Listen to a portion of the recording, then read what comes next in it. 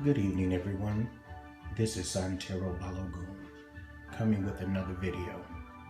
Tonight's video is entitled Candle Magic. Here you will see and find my candle altar, a place where I set lights for myself and lights for my clients. Most practitioners embark on candle magic as one of the first forms of spell work, the first forms of their magical practices. So I wanted to do a video to talk about candles, the effectiveness of candle magic, and the many uses of how candle magic can be beneficial in our lives.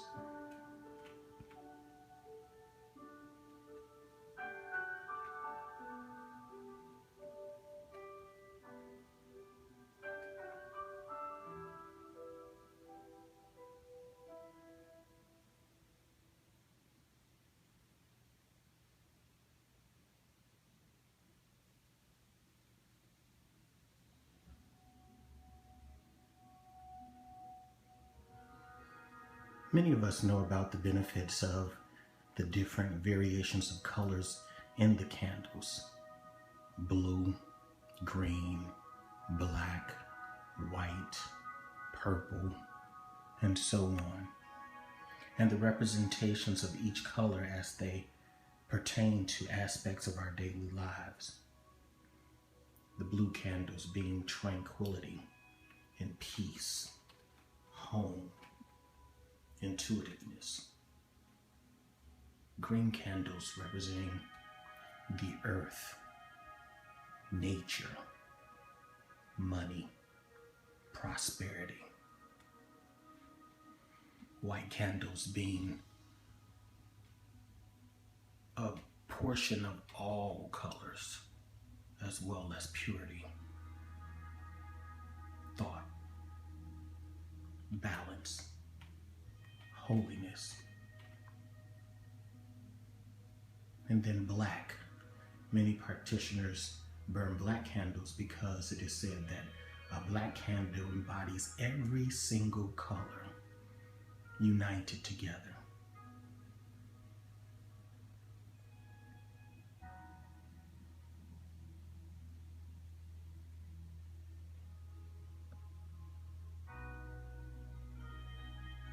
Here I have a candle that's fixed for someone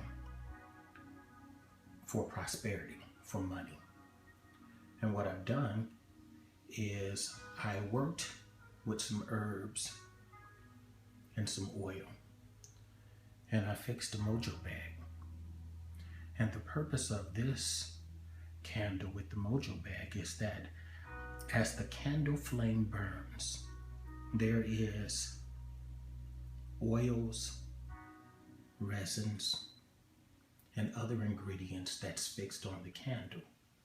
But those ingredients that's in the Mojo bag represent money and drawing money for this person. So I've tied the Mojo bag to the candle, and the representation of this is that the candle is charging the Mojo bag. And as the flame burns and the ingredients ignite, and the power goes into the atmosphere, so does the Mojo bag continues to charge. And I will leave this Mojo bag here until the flame goes out, until the candle is completely burned. And then the person who this candle is fixed for, they can carry this Mojo bag with them. They can carry it in their purse. They can carry it on their person, in their briefcase. They can carry it with them and have it with them while they're on their job. They can utilize this Mojo bag and have it on their person when they're interacting with their boss, when they have a meeting with their boss about a raise, or someone who is not employed can take this same candle and this same Mojo bag and utilize it in the same ways as they're looking for employment. And after the candle has completely burned out, and as the Mojo bag has been ignited, and fueled, they can carry that with them as they're interviewing, as they're job seeking, as they hold it with them as they're looking through the want ads, whether it be in a newspaper, whether it be online, and they can hold that energy to help them to be focused and see the right job for them. Or as they're sitting in the interview process, that boss, that HR representative can see them as the right person for the job. Candle magic.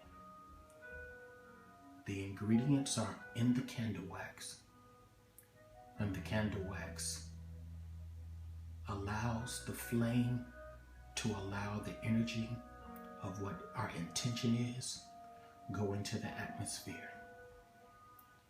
And as it goes into the atmosphere, it brings about change in our lives.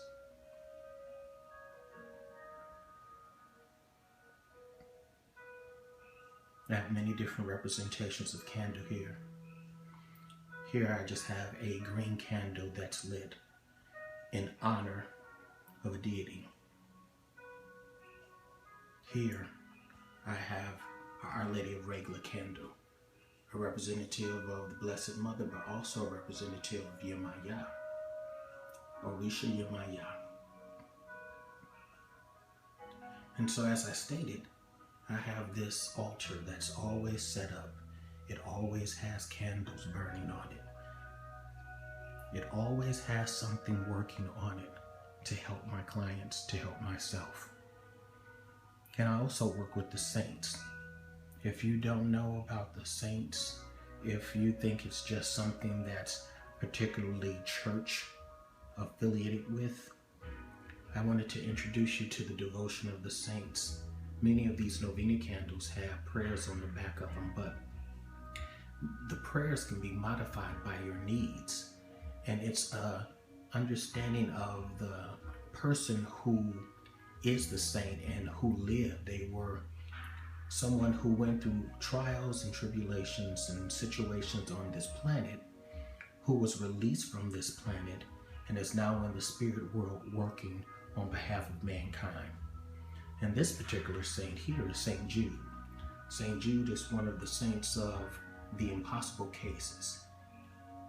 When you seem to be at your end, when you seem to be in a hopeless situation, when you seem to be at a portion of your life where your back is against the wall, Saint Jude is the saint that you can light a candle to and offer a prayer and petition him to help you, petition him to go to God so that God would release the powers and the favors that's needed so that you would be able to have change in your life.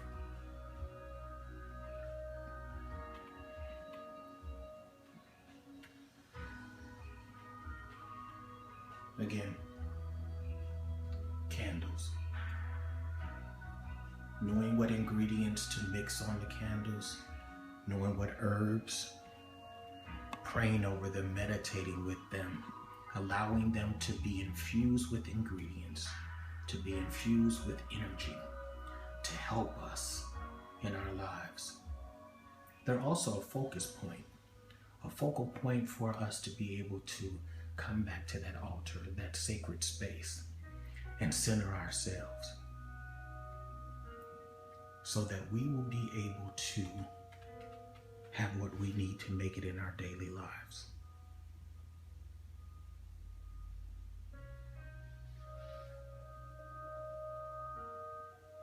Again, as always with candles, because they're fire, we want to use the very best caution.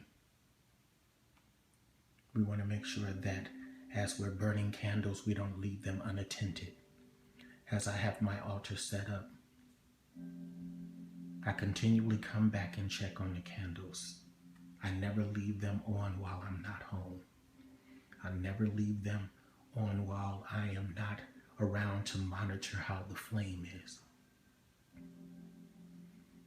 And then I'll talk about the flames and how the candles burn As you notice, this candle, the wax is burned all the way down to the bottom, and it's clean. It's just burning clean. Sometimes when you're working with spirit and you're burning candles, the flames will jump all over the place. As you notice, this one is still, very still. This one here, it's bouncing a little bit. This one here is moving quite a bit. This one here, the flame is quite high. A lot of energy there with that one.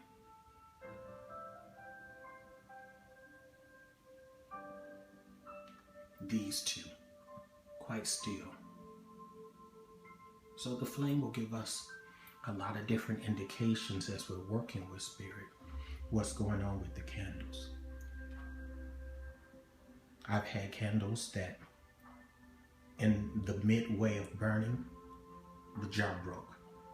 And so that let me know to petition spirit and divine what's going on. Sometimes it was so much power that before the flame ignited, before the flame continued to burn all the way down, the spell was complete.